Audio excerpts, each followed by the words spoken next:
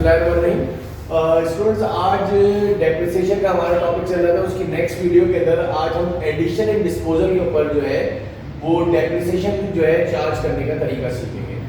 बहुत ही utmost important ये आपका सवाल है और ये लाजमी आपका जो है PRC 4 के अंदर एक एग्जाम में होता है। सवाल समझिएगा, एक नॉन करंट एसेट के कॉस्ट के अकाउंट का एक डिटेल दी गई है और वो डिटेल ये है कि 1 जनवरी 2012 को कंपनी के पास 5 लाख रुपए के नॉन करंट एसेट थे। बहुत से भी ज्यादा इंटरेस्टिंग सवाल। ये 5 लाख रुपए का नॉन करंट एसेट, सबसे पहला पॉइंट, ये कोई एक नॉन करंट एसेट नहीं है, सारे मिला मिलू के कंपनी के पास 5 लाख रुपए के नॉन करंट एसेट थे। इसमें कोई 25,000 वाला भी होगा, कोई 1 लाख वाला भी होगा, कोई 1.5 लाख वाला भी होगा। सारे एसेट मिला मिलू के हमारे पास कोई तकरीबन 5 लाख रुपए के नॉन करंट एसेट थे। फिर क्या हुआ, कंपनी ने वो जनवरी में मशीन जो है नॉन करंट एसेट चलाए, जनवरी चलाई, फरवरी चलाया, मार्च चलाया। 1 अप्रैल को उसमें 2.5 लाख रुपए की एक एसेट का इजाफा हो गया, यानी कि कंपनी के पास 7.5 लाख रुपए के एसेट हो गए। अब क्या हुआ, 1 अप्रैल से कंपनी के पास 7.5 लाख रुपए के एसेट जो है वो अब यूज हो रहे हैं। अब वो अप्रैल चले, मई चले और जून चले, उसमें से 7.5 लाख में से 3 लाख वाला एसेट बेच दिया। 3 लाख रुपए का नहीं बेचा, 3 लाख वाला एसेट कंपनी के पास से चला गया। अगर हम 7.5 लाख में से अगर 3 लाख माइनस कर दें तो यानी कि कंपनी के पास 4.5 लाख रुपए के एसेट रह गए। लेकिन उसके ऑन द अदर हैंड ही हमने एक 4 लाख का नया एसेट खरीद लिया। 3 लाख का एक एसेट गया तो हमारे पास 4.5 लाख रुपए के एसेट रह गए और अगले दिन ही हमने एक 4 लाख रुपए का एक एडिशन कर दिया, यानी कि हमारे पास 8.5 लाख रुपए के एसेट अब 1 जुलाई से रन करेंगे। तो अब वो 8.5 लाख के जो एसेट है वो जुलाई चले, अगस्त चले, सितंबर तक चले और सितंबर 30 को आपने 8.5 लाख में से एक 50,000 रुपए का एसेट जो है आपने सोल्ड आउट कर दिया। तो आपके खुद ब खुद एंडिंग बैलेंस 8 लाख रुपए इस तरह आ रहा है। इस चीज को मैकेनिज्म को बोलते हैं movement in non current asset account. Movement in non current asset account.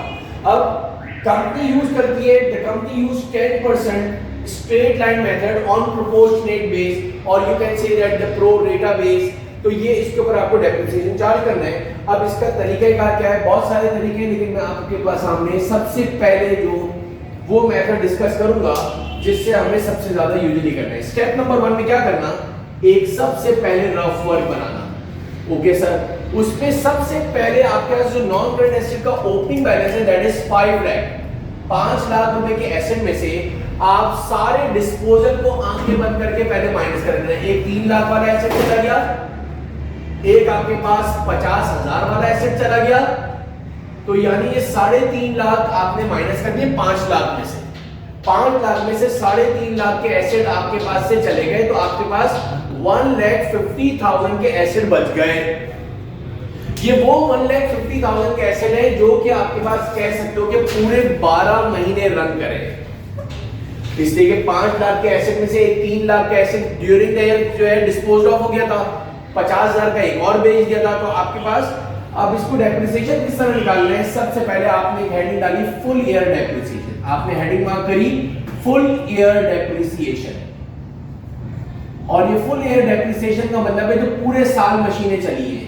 तो मेरा सवाल ये है, पहला सवाल है तो जरा देखने के लिए, ये 1 जनवरी से लेकर आपके पास 31 दिसंबर तक पूरी मशीनें चली हैं, तो 1.5 लाख रुपए 1,50,000 का अगर आप 10% लगाए तो पूरे साल का स्ट्रेट लाइन पे परसेंटेज आती है, तो वो पूरे साल का डेप्रिसिएशन उसी पे चार्ज हो गया, यानी ये फिक्स इंस्टॉलमेंट मेथड भी कहलाता है। अगर स्ट्रेट लाइन मेथड में परसेंटेज आ जाए, ईयर ना दिया हो, तो उसको फिक्स इंस्टॉलमेंट मेथड कहते हैं। तो ये 15,000 रुपए का डेप्रिसिएशन लग गया जो कि पूरे साल का लगा है। सबसे पहले ये वो मशीनों पे डेप्रिसिएशन लग गया है जो पूरे साल चली है।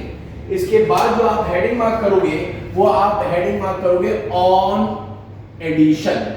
सर ऑन एडिशन, डेफिनेटली अगर आप देखो तो हमने एडिशन वाली मशीनें इसके अंदर शामिल नहीं है। हमने तो ओपनिंग बैलेंस 5 लाख में से ये दोनों माइनस करे थे। अब पहली एडिशन हुई है 1 अप्रैल को। अगर आप देखो तो आपके पास मशीन 1 अप्रैल 2012 में परचेज करी है और 31 दिसंबर तक चली है। तो मेरा सवाल यह है 2.5 लाख रुपए की मशीन थी, उस पे 10% आपने अप्लाई करा और उसके 9 मंथ का डेप्रिसिएशन निकालो, क्योंकि वो 1 अप्रैल से लेकर दिसंबर 31 तक चली है। तो वो आपके पास 18750 का डेप्रिसिएशन हो गया, 18750 का डेप्रिसिएशन उस नई मशीन पे लगा है।